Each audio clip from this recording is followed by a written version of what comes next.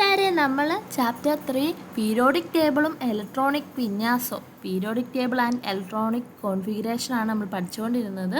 നമ്മൾ കഴിഞ്ഞ ക്ലാസ്സിൽ നമ്മൾ ഓരോ ഷെല്ലും ആ ഷെല്ലിൽ എത്ര ഇലക്ട്രോൺസ് ഉൾക്കൊള്ളാമെന്നും അതുപോലെ തന്നെ ക്വാണ്ടം നമ്പേഴ്സിനെ പറ്റിയൊക്കെ നമ്മൾ പഠിച്ചിരുന്നു.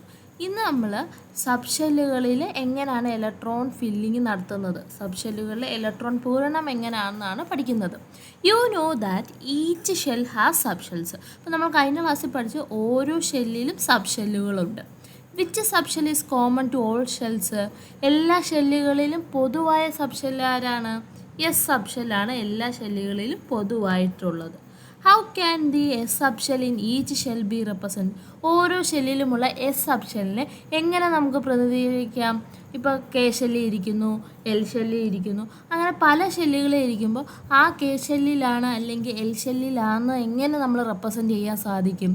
Let us represent the subshell along with the serial number value of n of the corresponding shell.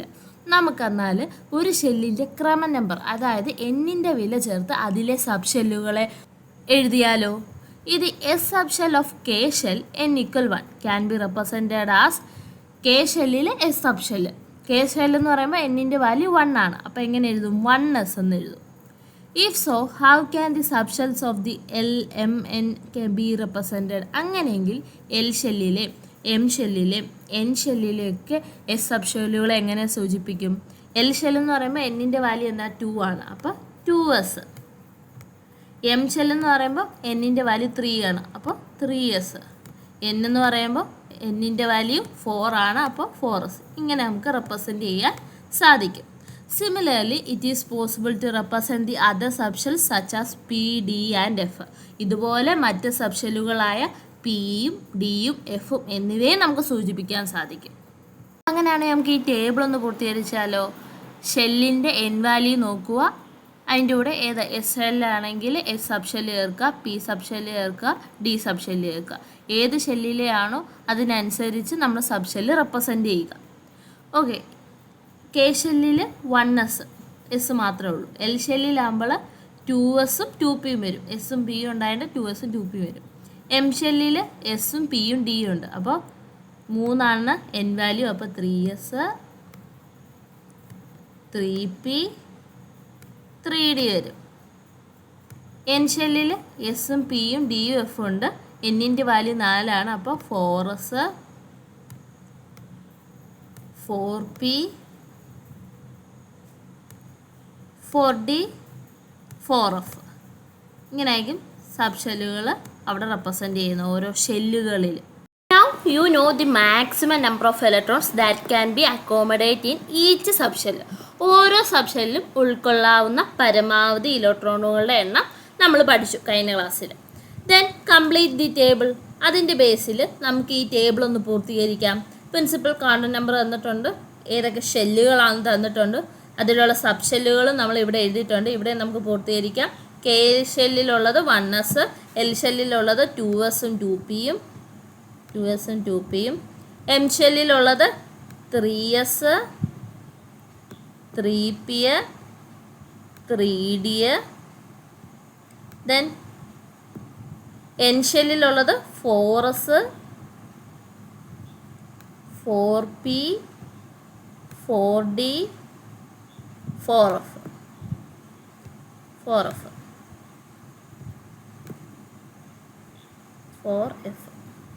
Then ഓരോ സബ് ഷെല്ലും ഉൾക്കൊള്ളാവുന്ന പരമാവധി ഇലക്ട്രോണുകളുടെ എണ്ണം.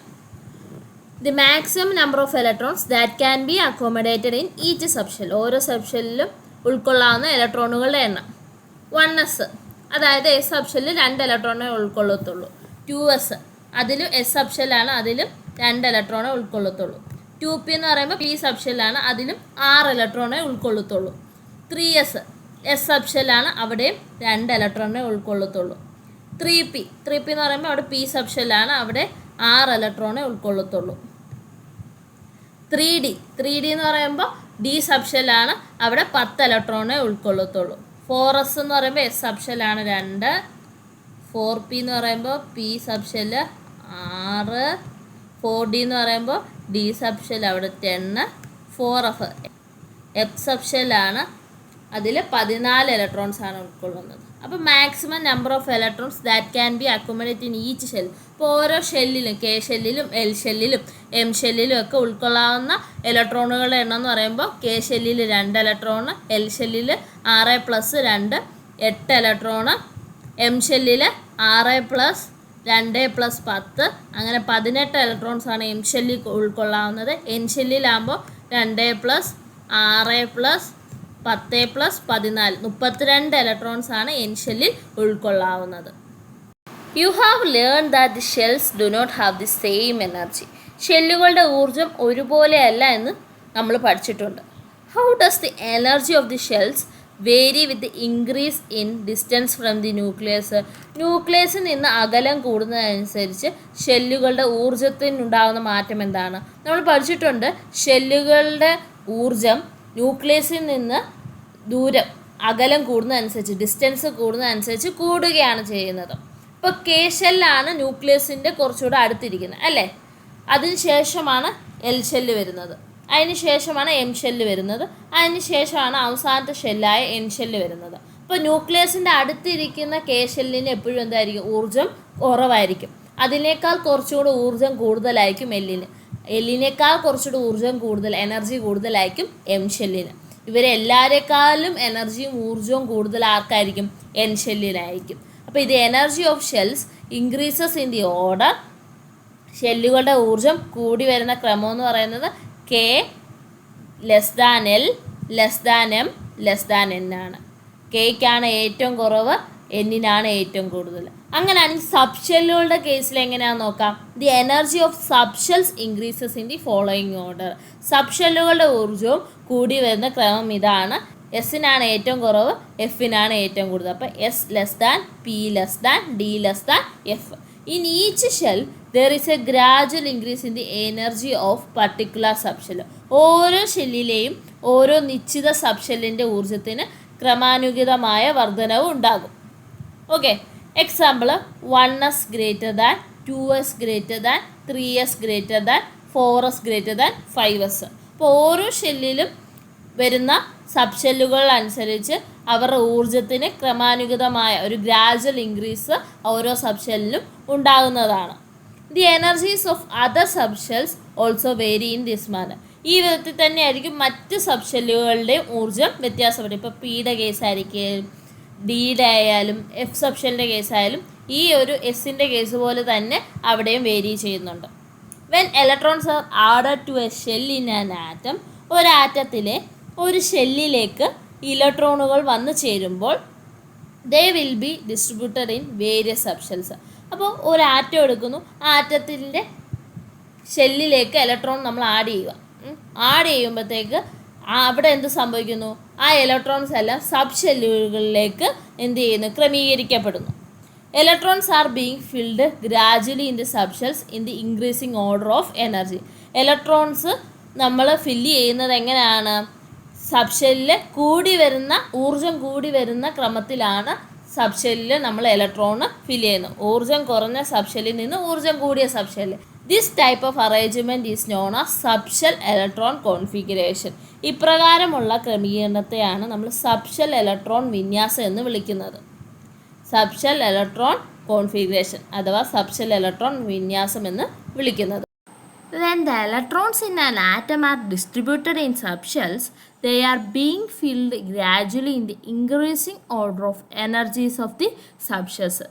ആറ്റത്തിലെ ഇലക്ട്രോണുകൾ സബ്ഷെല്ലുകളിൽ വിന്യസിക്കപ്പെടുമ്പോൾ, ഡിസ്ട്രിബ്യൂട്ട് ചെയ്യുമ്പോൾ ഊർജം കുറഞ്ഞ സബ്ഷെല്ലിൽ നിന്ന്, എനർജി കുറവുള്ള സബ്ഷെല്ലിൽ നിന്ന് ഊർജം കൂടിയതിലേക്ക്, എനർജി കൂടിയ സബ്ഷെല്ലിലേക്ക് ക്രമമായി നിറയുന്നു. ഇതിനെയാണ് subshell electron configuration, subshell electron വിന്യാസം എന്ന് വിളിക്കുന്നത്. Now it is evident that the ascending order of energy of subshells should be known in order to write the subshell electron configuration. മൂലകങ്ങളുടെ സബ്ഷെൽ ഇലക്ട്രോണിക് വിന്യാസം, subshell electron configuration എഴുതണമെങ്കിൽ നമുക്ക് സബ്ഷെല്ലുകളുടെ ഊർജം കൂടി വരുന്ന, എനർജി കൂടി വരുന്ന, അസെൻഡിങ് ഓർഡർ ഓഫ് എനർജി നമുക്ക് അറിഞ്ഞിരിക്കേണ്ട അത്യാവശ്യമാണ്. The order of energy can be found from the principal quantum number n and asymptotal quantum number L values representing each subshell. ഓരോ സബ്ഷെല്ലിനെയും സൂചിപ്പിക്കുന്നതായ പ്രിൻസിപ്പൽ ക്വാണ്ടം നമ്പർ n വിലയുടെയും azimuthal quantum number L വിലയുടെ അടിസ്ഥാനത്തിൽ നമുക്ക് ഊർജ്ജക്രമം ഓർഡർ ഓഫ് എനർജി നമുക്ക് ഓരോ സബ്ഷെല്ലുകളുടെ എനർജിയും കണ്ടുപിടിക്കാൻ സാധിക്കും.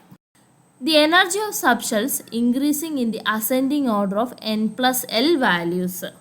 n plus L വില കൂടി വരുന്ന ക്രമത്തിലാണ് സബ്ഷെല്ലുകളുടെ ഊർജ്ജം കൂടി വരുന്നത്. എന്താണ്? n plus L വാല്യൂ കൂടി വരുന്ന ക്രമത്തിലാണ് സബ്ഷെല്ലുകളുടെ ഊർജ്ജവും സബ്ഷെല്ലുകളുടെ എനർജിയും ഇൻക്രീസ് ചെയ്യുന്നത്. On the basis of n plus L values, let us examine which subshell has greater energy, 1s or 2s. n plus വാല്യൂവിൻ്റെ അടിസ്ഥാനത്തിൽ നമുക്ക് നോക്കാം ഏത് സബ്ഷെല്ലിനാണ് ഊർജ്ജം കൂടിയതെന്ന്. 1s-നാണ് 2s-ന്. അപ്പോൾ 1s എന്ന് പറയുമ്പോൾ ഇതിൽ n വാല്യൂ എന്ന് പറയുന്നത് 1 ആണ്. എസ് സബ്ഷെല്ലാണ്. അപ്പോൾ L വാല്യൂ എന്താണ്? 0 ആണ്. നമ്മൾ പഠിച്ചു എസ് ആണെങ്കിൽ 0, പി ആണെങ്കിൽ 1, ഡി ആണെങ്കിൽ 2, എഫ് ആണെങ്കിൽ 3 എന്ന് നമ്മൾ പഠിച്ചു. അപ്പോൾ ഇവിടെ എസ് ആണ്. അപ്പോൾ L വാല്യൂ എന്താണ്? 0 ആണ്. അപ്പോൾ n പ്ലസ് L ചെയ്യുമ്പോഴത്തേക്ക് 1 പ്ലസ് 0 ഈക്വൽ 1 എന്ന് കിട്ടും. അതുപോലെ 2s-ൻ്റെ കേസ് നോക്കാം. 2s-ൽ n എന്ന് പറയുമ്പോൾ അവിടെ എന്താണ്? 2 ആണ്. എസ് എന്ന് പറയുമ്പോൾ L-ൻ്റെ വാല്യൂ എന്താണ്? അവിടെ 0 ആണ്. അങ്ങനെയാണെങ്കിൽ n പ്ലസ് L എന്ന് പറയുന്നത് 2 പ്ലസ് 0 ഈക്വൽ 2 എന്ന് കിട്ടും. അപ്പോൾ നമുക്ക് ഇതിൽ നിന്ന് തന്നെ മനസ്സിലാവും 1s-ൻ്റെ n പ്ലസ് L വാല്യൂ 1 ആണ്, 2s-ൻ്റെ n പ്ലസ് L വാല്യൂ 2 ആണ്. അപ്പോൾ ആർക്കാണ് കൂടുതൽ എനർജി? 2s സബ്ഷെല്ലിനാണ് കൂടുതൽ എനർജി. 2s സബ്ഷെല്ലിനാണ് 1s സബ്ഷെല്ലിനേക്കാളും ഊർജ്ജം കൂടുതലെന്ന് മനസ്സിലാക്കാൻ സാധിക്കുന്നു. In this manner, we can find out that 2p subshell has more energy than 2s subshell.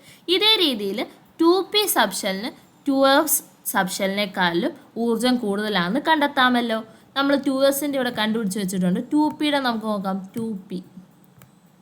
2p-യുടെ n എന്ന് പറയുന്ന വാല്യൂ അപ്പോൾ എന്താണ് ഇവിടെ? 2 ആണ്. n equal 2. p എന്ന് പറയുമ്പോൾ 1 ആണ് അല്ലേ?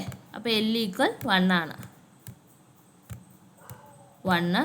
Therefore n plus L എന്ന് പറയുമ്പോൾ 2 പ്ലസ് 1 ആണ്. 2 പ്ലസ് 1 ഈക്വൽ 3 എന്ന് കിട്ടും. അപ്പോൾ ആർക്കാണ് എനർജി കൂടുതൽ? 2p-ക്കാണ് 2s-നേക്കാളും എനർജി കൂടുതൽ. മനസ്സിലായല്ലോ? 2p-യുടെ n പ്ലസ് L വാല്യൂ 3 ആണ്, 2s-ൻ്റെ n പ്ലസ് L വാല്യൂ 2 ആണ്. അപ്പോൾ ആർക്കാണ് കൂടുതൽ എനർജി? 2p-ക്കാണ് എനർജി കൂടുതൽ.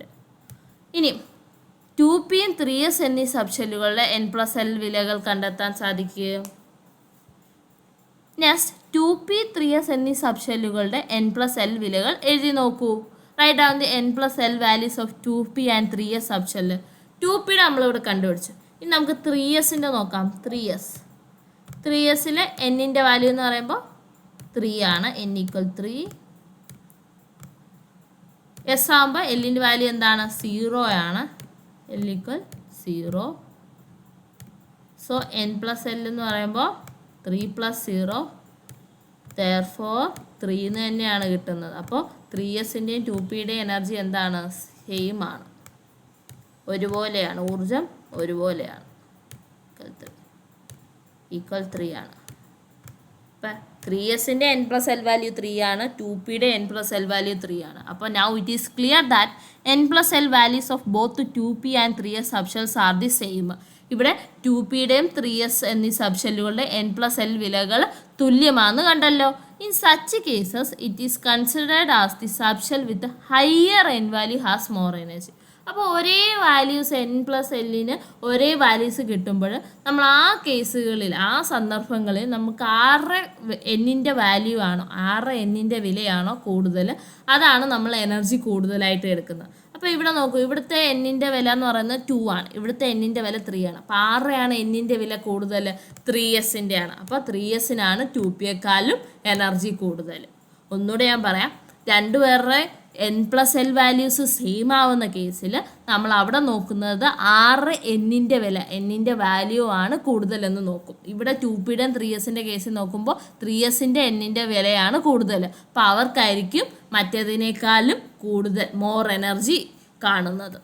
This means that 3s subshell has more energy than 2p subshell. അതായത് 3s സബ്ഷെല്ലിനാണ് 2p സബ്ഷെല്ലിനേക്കാളും ഊർജം കൂടുതൽ. 3s represents the s subshell of the third shell M and 2p represents p subshell of the second shell. നമുക്ക് ഇതിൽ നിന്ന് മനസ്സിലാവും 3s n=3 എന്ന് പറയുമ്പോൾ അത് എം ഷെല്ലിലാണുള്ളത്. 2p റെപ്രസെൻ്റ് എന്ന് പറയുമ്പോൾ 2 എന്ന് പറയുമ്പോൾ n=2 എന്ന് പറയുമ്പോൾ അത് എൽ ഷെല്ലിലാണുള്ളത്. It can see that on the basis of the distance from the nucleus 3s subshell has more energy than 2p subshell. അതിൽ നിന്ന് നമുക്ക് മനസ്സിലാക്കാം ന്യൂക്ലിയസിൽ നിന്ന് ഇതെന്താണ് എം ഷെല്ലിൽ ഇരിക്കുന്നവയാണ്. 3s എന്ന് പറയുമ്പോൾ 2p എന്ന് പറയുമ്പോൾ എൽ ഷെല്ലാണ്. ന്യൂക്ലിയസിൽ നിന്ന് ദൂരം കൂടുതൽ ആർക്കാണ് എം ഷെല്ലിനാണ്. അങ്ങനെയും നമുക്ക് മനസ്സിലാക്കാം 3sനാണ് 2pയേക്കാളും എനർജി കൂടുതലെന്ന്. 3s എന്നത് മൂന്നാമത്തെ എം ഷെല്ലിലെ എസ് സബ് ഷെല്ലിനെയും 2p എന്നത് രണ്ടാമത്തെ എൽ ഷെല്ലിലെ പി സബ് ഷെല്ലിനെ ആണല്ലോ സൂചിപ്പിക്കുന്നത്. അപ്പോൾ ന്യൂക്ലിയസിൽ നിന്ന് അകലത്തിൻ്റെ അടിസ്ഥാനത്തിലും നമുക്ക് 3sന് ഊർജം കൂടുതലെന്ന് മനസ്സിലാക്കാൻ സാധിക്കും. Now examine which subshell has more energy, 3D or 4s. ഇനി നമുക്ക് അടുത്തത് നോക്കാം. 3Dക്ക് ആണോ 4sനാണോ ഊർജം കൂടിയ സബ്ഷെൽ എന്ന് പരിശോധിക്കാനാണ്. 3D നോക്കും. ഇപ്പോൾ ഇവിടെ എന്നിൻ്റെ വാല്യൂ 3 ആണ്. ഡി വരുമ്പോഴത്തേക്ക് എല്ലിൻ്റെ വാല്യൂ എന്താവും 2 ആവും. ഞാൻ ആ വാല്യൂസ് ഒന്ന് എഴുതിത്തരാം. എസ് ആണെങ്കിൽ എല്ലിൻ്റെ വാല്യൂ എസ് സബ്ഷെൽ ആണെങ്കിൽ എല്ലിൻ്റെ വാല്യൂ 0 ആയിരിക്കും. ഓക്കെ. പി സബ്ഷെൽ ആണെങ്കിൽ എല്ലിൻ്റെ വാല്യൂ 1 ആയിരിക്കും. ഡി സബ്ഷെൽ ആണെങ്കിൽ എല്ലിൻ്റെ വാല്യൂ 2 ആയിരിക്കും. എഫ് സബ്ഷെൽ ആണെങ്കിൽ എല്ലിൻ്റെ വാല്യൂ 3 ആയിരിക്കും. ഈ കേസ് മറന്നു പോകരുത് കേട്ടോ. ഓക്കെ. അപ്പോൾ ഇവിടെ ഡി ആണ്. അപ്പോൾ എല്ലിൻ്റെ വാല്യൂ എന്താണ് 2 ആണ്. അപ്പോൾ n+l കണ്ടുപിടിക്കുമ്പോഴത്തേക്ക് നമുക്ക് എന്താ കിട്ടുന്നത് 5 ആണ് കിട്ടുന്നത്. എത്ര 5 ആണ് കിട്ടുന്നത്. ഇനി 4s കണ്ടുപിടിച്ച് നോക്കാം. 4s ആകുമ്പോൾ എന്നിൻ്റെ വാല്യൂ 4 ആണ്. എസിൻ്റെ വാല്യൂ l=0 എന്നും ആയിരിക്കും കിട്ടുന്നത്. അപ്പോൾ n+l എന്ന് പറയുമ്പോൾ 4+0 4 ആണ് കിട്ടുന്നത്. അപ്പോൾ ഇതിൽ നിന്ന് നമുക്ക് മനസ്സിലാക്കുന്നത് എന്താണ് 4sനാണ് 3Dയേക്കാളും എനർജി കുറവ് അല്ലേ. 4s subshell has lesser energy than 3D subshell. 4s സബ്ഷെല്ലിന് 3D സബ്ഷെല്ലിനേക്കാളും ഊർജ്ജം കുറവാണ് അല്ലേ. 3Dക്ക് n+l വാല്യൂ 5 ആണ്. 4sന് n+l വാല്യൂ 4 ഉള്ളൂ. Hence, filling of electrons take place in 3D subshell only after 4s subshell gets filled. അതായത് 4s സബ്ഷെല്ലിൽ ഇലക്ട്രോൺ നിറഞ്ഞതിന് ശേഷമായിരിക്കും 3D സബ്ഷെല്ലിൽ electron പൂരണം നടക്കുന്നത്. നമ്മൾ പഠിച്ചു ഊർജം കൂടി വരുന്ന എനർജി കൂടി വരുന്ന ക്രമത്തിലാണ് നമ്മൾ സബ്ഷെല്ലുകളിൽ ഇലക്ട്രോൺ ഫില്ല് ചെയ്യുന്നത്. അപ്പോൾ ആദ്യം 1s, അതിന് ശേഷം 2s, അതിന് ശേഷം 2p, അതിന് ശേഷം 3s, അതിന് ശേഷം 3p. അതിനുശേഷം നമ്മൾ വിചാരിക്കും 3Dയിലാണ് ഫില്ല് ചെയ്യുന്നത് അല്ലേ. 3Dയിലാണ്. പക്ഷേ 3Dയേക്കാളും ഊർജം കുറവാർക്കാണ് വരുന്നത് 4sനാണ്. അപ്പോൾ 3p കഴിഞ്ഞ് നമ്മൾ ഉടനെ ഫില്ല് ചെയ്യുന്ന ആരിലാണ് 4sൽ ഇലക്ട്രോണിനെ ഫില്ല് ചെയ്തിട്ട് നമ്മൾ ബാക്കി ഇലക്ട്രോൺസ് 3Dയിൽ ഫില്ല് ചെയ്യത്തുള്ളൂ. അപ്പോൾ 3pയുടെ കേസ് കൂടെ കണ്ടുപിടിക്കാം. 3p n എന്ന് പറയുന്നത് 3 ആണ്. p എന്ന് പറയുന്നത് 1 ആണ്. അപ്പോൾ നോക്കാം. n 3 ആണ്. എൽ എന്ന് പറയുന്നത് 1 ആണ്. 3 + 1 4. ഓക്കെ. അപ്പോൾ ആദ്യം 1s, 2s, 2p, 3s, 3p, അതിന് ശേഷം 4s ആണ് വരുന്നത്. കാരണം 3D സബ്ഷെല്ലിനേക്കാളും ഊർജ്ജം കുറവാണ് 4sന്. അതുകൊണ്ട് 4s സബ്ഷെല്ലിൽ ഇലക്ട്രോൺ ഫില്ല് ചെയ്തിട്ട് നമ്മൾ 3D സബ്ഷെല്ലിൽ ഇലക്ട്രോൺ ഫില്ല് ചെയ്യത്തുള്ളൂ, നിറയ്ക്കത്തുള്ളൂ. Figure 3.2 will help you to find the ascending order of energy of various subshells as mentioned above. മുകളിൽ സൂചിപ്പിച്ചിട്ടുള്ളതിൻ്റെ അടിസ്ഥാനത്തിൽ വിവിധ സബ്ഷെല്ലുകളുടെ ഊർജം കൂടി വരുന്ന ക്രമം കണ്ടുപിടിക്കാൻ ചിത്രം 3 നിങ്ങളെ സഹായിക്കും. അപ്പോൾ ഈ ഒരു പിക്ചറിൽ നിന്ന്, ഈ ഒരു ചിത്രത്തിൽ നിന്ന് നിങ്ങൾക്ക് മനസ്സിലാകും എങ്ങനെ ഊർജം കൂടി വരുന്ന രീതിയിൽ സബ്ഷെല്ലുകളെ ക്രമീകരിക്കാം. Ascending order of energy of various subshells. സബ്ഷെല്ലുകളുടെ അസെൻഡിങ് ഓർഡർ ആണ് ഈ തന്നിരിക്കുന്നത് എനർജിയുടെ കേസിലുള്ള. അപ്പോൾ 1s കഴിഞ്ഞാൽ അടുത്ത എന്താണ് 2s, 2s കഴിഞ്ഞാൽ 2p, 2p കഴിഞ്ഞാൽ 3s, 3s കഴിഞ്ഞാൽ 3p, അടുത്ത എന്താണ് 4s ആണ് വരുന്നത്. 3p കഴിഞ്ഞാൽ 4s. അതിന് ശേഷം 3D, 3Dക്ക് ശേഷം 4p, 4pക്ക് ശേഷം എന്താണ് വരുന്നത് 5s ആണ് വരുന്നത്. 5sന് ശേഷമാണ് 4D വരുന്നത്. 4Dക്ക് ശേഷമാണ് 5p വരുന്നത്. 5pക്ക് ശേഷം 6s ആണ് വരുന്നത്. ഈ സിസസിന് ശേഷമാണ് ആര് വരുന്നത്? 4F വരുന്നത്. അപ്പോൾ ഇവരെക്കാളും എനർജി കൂടുതലാണ് 4Fനെന്ന് ചിന്തിച്ചോണം. 4Fന് ശേഷം 5D, then 6P, then 7S, then 5F വരുന്നത്, ദെൻ 6D, 7P, അങ്ങനെ കണ്ടിന്യൂ ചെയ്തു പോകും, തുടർന്ന് പോകും. അപ്പോൾ ഇതാണ് നമ്മൾ മുകളിൽ ചെയ്ത പോലെ എനർജിയുടെ ഓർഡറിൽ തന്നിരിക്കുകയാണ്. എനർജി കൂടി വരുന്ന രീതിയിലാണ് ഈ ക്രമീകരിച്ചിരിക്കുന്ന 1S, 2S, 2P, 3S, 3P, 4S, 3D, 4P എന്ന രീതിയിൽ പോകും. അപ്പോൾ ഇങ്ങനെയാണ് നമ്മൾ സബ്ഷെൽ ഇലക്ട്രോണിക് കോൺഫിഗറേഷൻ എഴുതുമ്പോൾ ഈ എനർജി കൂടി വരുന്ന രീതിയിലാണ് നമ്മൾ സബ്ഷെൽ ഇലക്ട്രോണിക് വിന്യാസം എഴുതുന്നത്. Now you can write the subshells in the ascending order of energy with the help of this figure. ചിത്രത്തിൻ്റെ സഹായത്തോടെ സബ്ഷെല്ലുകളെ ഊർജം കൂടി വരുന്ന ക്രമത്തിൽ എഴുതാമല്ലോ. 1S, then 2S, then 2P, then 3S, അടുത്തത് എന്താണ്? 3P.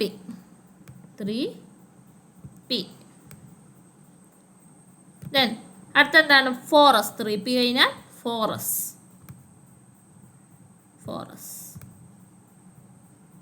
4S കഴിഞ്ഞാണ് നമ്മുടെ 3D വരുന്നത്.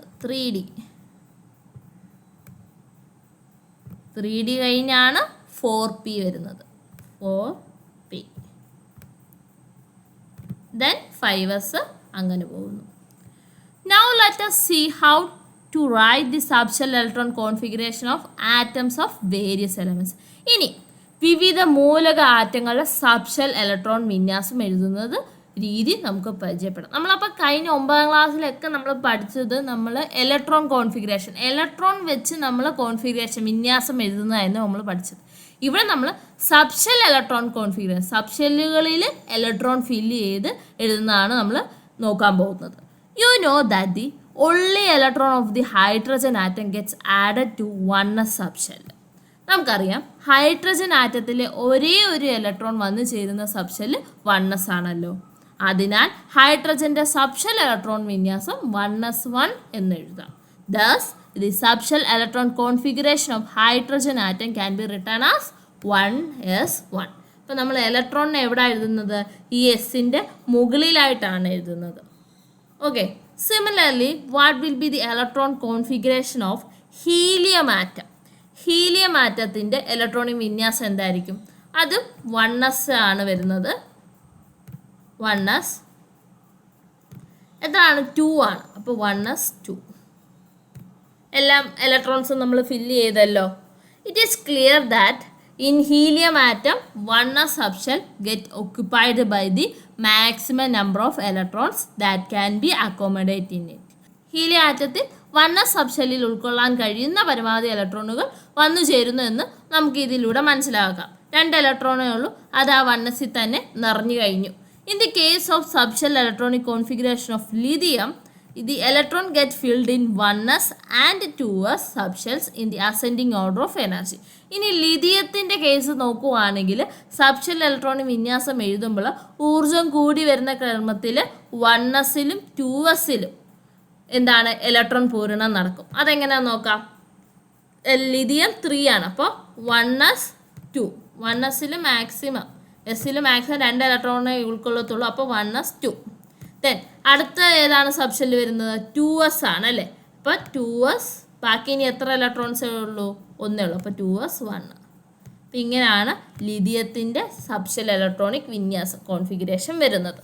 How to read the subshell electron configuration? ഇനി ഈ സബ്ഷെൽ ഇലക്ട്രോണിക് വിന്യാസം വായിക്കേണ്ട രീതി എങ്ങനെയാണ്? 1s1. എങ്ങനെയാണ്? 1s1. മനസ്സിലായോ? 1s1. അപ്പോൾ ഇതെങ്ങനെ വായിക്കും? 1s2 2s1. ഇങ്ങനെ വായിക്കും. 1s2 2s1. ഇങ്ങനെയാണ് നമ്മൾ ഇതുവരെ വായിക്കേണ്ട രീതി ഇതാണ്. Complete the table 3.7 by writing the subshell electronic configuration of the elements given below. ചുവടെ നൽകിയിട്ടുള്ള മൂലകങ്ങളുടെ സബ്ഷെൽ ഇലക്ട്രോണിക് വിന്യാസം എഴുതി പട്ടിക പൂർത്തീകരിക്കാനാണ് നമ്മളോട് പറഞ്ഞിരിക്കുന്നത്. അപ്പം നമ്മൾ ഇവയെ എഴുതുന്നത് എങ്ങനെയാണ്? നമ്മുടെ സബ്ഷെല്ലുകളിലെ എനർജി കൂടി വരുന്ന രീതിയിലാണ് എഴുതുന്നത്. അതും ഇലക്ട്രോണുകളെ മാക്സിമം ഫില്ലാക്കുകയാണ്. നമ്മൾ നിറച്ചാണ് പോകുന്നത്. എത്ര ഇലക്ട്രോൺസ് ഉണ്ടോ അത്രയും ഇലക്ട്രോൺസ് ഓരോ സബ്ഷെല്ലിലും നിറച്ചാണ് നമ്മൾ പോകുന്നത്. ഓക്കെ, ഇനി നമ്മൾ നോക്കേണ്ടത് എസ്സിൽ എത്ര സബ്ഷെല്ലേ ഉൾക്കൊള്ളത്തുള്ളൂ? 2 സെഷൻ. ഇനി നമ്മൾ ശ്രദ്ധിക്കേണ്ടത് എസ്സിൽ 2 ഇലക്ട്രോൺസേ പരമാവധി ഉൾക്കൊള്ളത്തുള്ളൂ. ഇനി പിയിൽ 6 ഇലക്ട്രോൺസേ പരമാവധി ഉൾക്കൊള്ളത്തുള്ളൂ. ഡിയിൽ 10 ഇലക്ട്രോൺസേ പരമാവധി ഉൾക്കൊള്ളത്തുള്ളൂ. എഫിൽ 14 ഇലക്ട്രോൺസേ പരമാവധി ഉൾക്കൊള്ളത്തുള്ളൂ.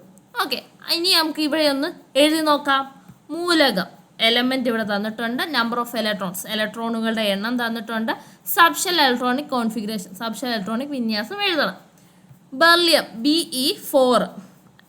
അപ്പോൾ അവിടെ ഇലക്ട്രോണുകളുടെ എണ്ണം 4 അപ്പോൾ സബ്ഷെൽ ഇലക്ട്രോണിക് കോൺഫിഗറേഷൻ എങ്ങനെ വരും?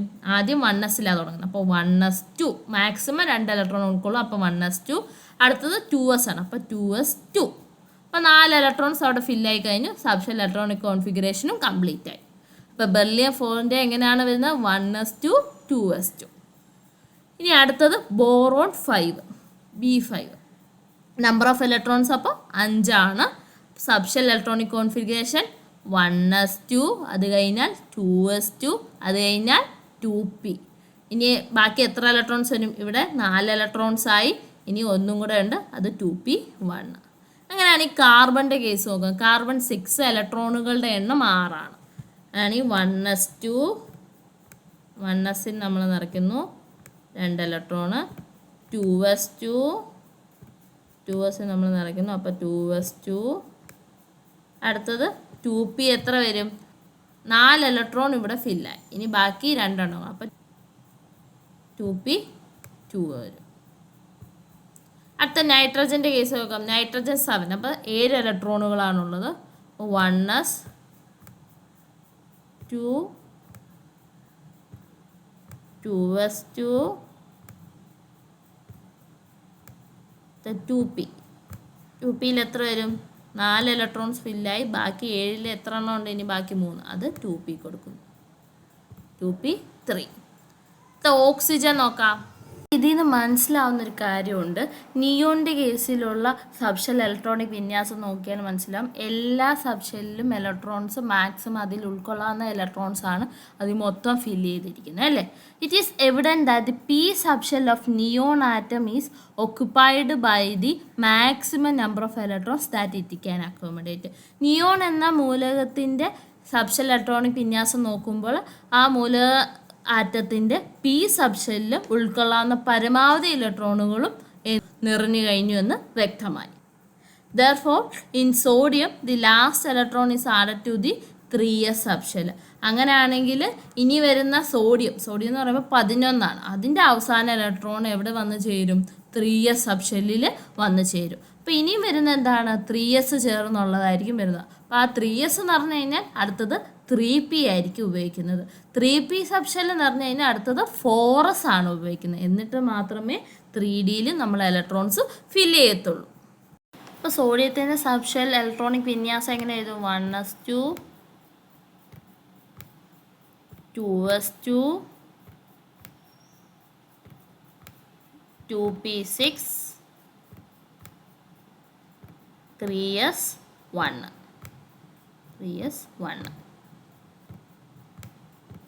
മഗ്നീഷ്യം 12 മുതൽ ആർഗൺ 18 വരെയുള്ള മൂലകങ്ങളുടെ സബ്ഷെൽ ഇലക്ട്രോണിക് വിന്യാസം സയൻസ് ഡയറിയിൽ എഴുതാൻ പറഞ്ഞിട്ടുണ്ട്. നമുക്കൊന്ന് എഴുതി നോക്കാം. Mg 12 ആണ് അറ്റോമിക് നമ്പർ. അപ്പോൾ ഇലക്ട്രോണുകളുടെ എണ്ണം 12 ആണ്. അപ്പോൾ 1s2 2s2 2p6 അപ്പോൾ 10 ഇലക്ട്രോൺസ് ആയി. ഇനി 2 ഇലക്ട്രോൺസ് കൂടെ. അപ്പോൾ 3s2 s2. അടുത്ത് നോക്കാം. അലൂമിനിയം 13 ആണ്. അപ്പോൾ 13 electrons. 1s2 2s2 2p6 3s2. അപ്പോൾ 12 ആയതേ ഉള്ളൂ. ഇനി 1 മോർ ഇലക്ട്രോൺ ഉണ്ട്. അത് 3p1. ഇപ്പോൾ 13 ഇലക്ട്രോൺസ് ആയി. ഇനി സിലിക്കോൺ 14 ആണ്. അപ്പോൾ 14 ഇലക്ട്രോൺസ്. അപ്പോൾ 1s2 2s2 2p6 3s2 3p2 വരും. 3p2 ഇപ്പോൾ 14 ഇലക്ട്രോൺസ് ആയി. അടുത്ത ഫോസ്ഫറസ് ആണ് 15. അപ്പോൾ 1s2 അപ്പോൾ 15 ഇലക്ട്രോൺ ഉണ്ട്. 1s2 2s2 2p6 3s2 3p3 എന്ന് വരും. 10 ഇലക്ട്രോൺസ് പ്ലസ് 2 പ്ലസ് 3 വരുമ്പോൾ 15 ഇലക്ട്രോൺസ്.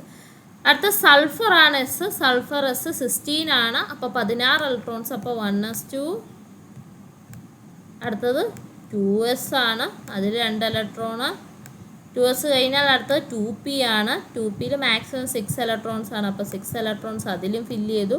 2p കഴിഞ്ഞാൽ അടുത്ത 3s ആണ്. 3sൽ മാക്സിമം 2 ഇലക്ട്രോൺസ് ആണ്. അതിലും ഫില്ല് ചെയ്തു. അടുത്തത് 3p ആണ്. 3pയിൽ 4 ഇലക്ട്രോൺസ്. അങ്ങനെ 16 ഇലക്ട്രോൺസ് ആയി.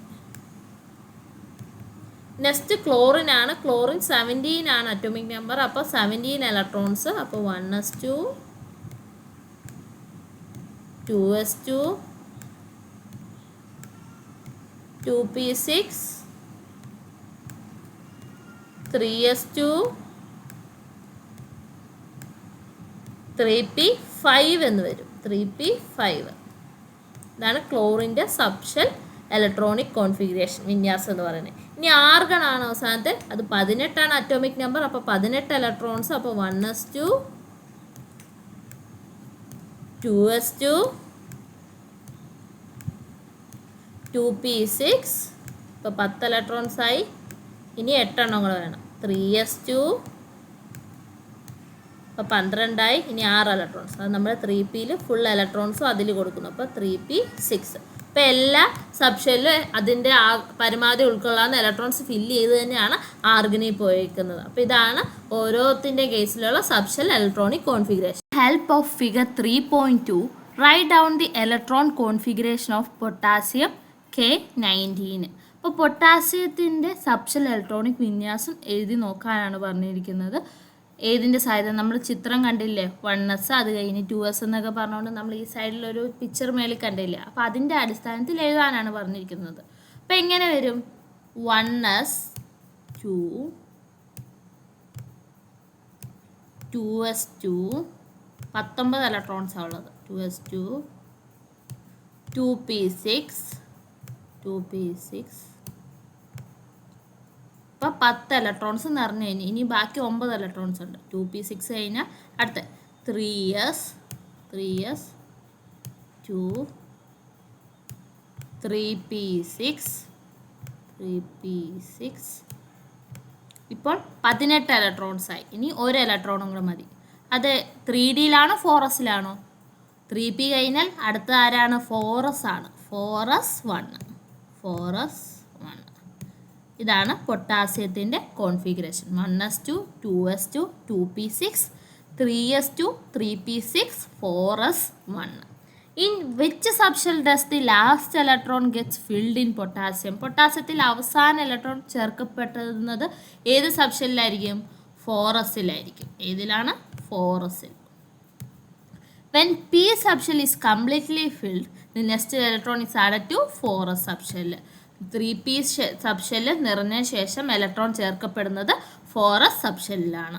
Which subshell has more energy? 3D or 4s? 3Dക്കാണോ 4sനാണോ ഊർജം കൂടുതൽ? 3Dക്കാണ്. ആർക്കാണ്? 3D സബ്ഷെല്ലിനാണ് 4sനേക്കാളും എനർജി കൂടുതൽ. Write the shell-wise electronic configuration of potassium.